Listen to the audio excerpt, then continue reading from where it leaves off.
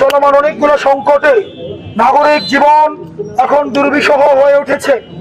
তার মধ্যে কর্মসংস্থানের অভাব, দ্রব্যমূল্যের ঊর্ধ্বগতি, লোডশেডিং এর প্রবলেম, কর্মসংস্থানের অভাব, একই সাথে সাথে আপনারা জানেন গণভোটের যে দাবি থেকে সরকারের সরে আসা, সেটি আপনাদেরকে আহত করেছে।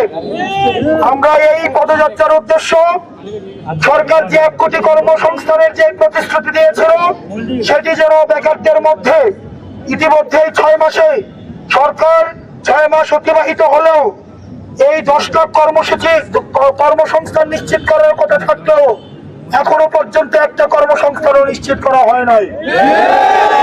আপনারা জানেন বাংলা কিউআর, যেখানে নগদ পেমেন্ট সেখানে।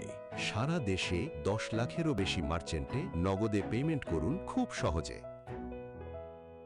লোডশেডিং এর মাত্রা দিন দিন বৃদ্ধি পাচ্ছে।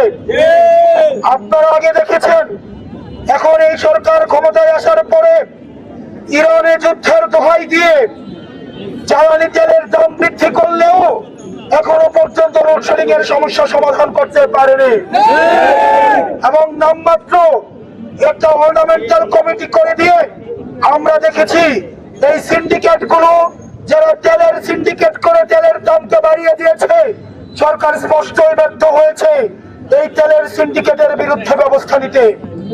একই সাথে সাথে আমরা দেখেছি সরকার গণভোটের বিপক্ষে অবস্থান নিয়ে যে 70% মানুষ ভোটের পক্ষে অবস্থান নিয়েছিল, ফলাফল প্রকাশের পরে অতীত সরকারের মতো এই সরকার ফলাফল চুরি করেছে।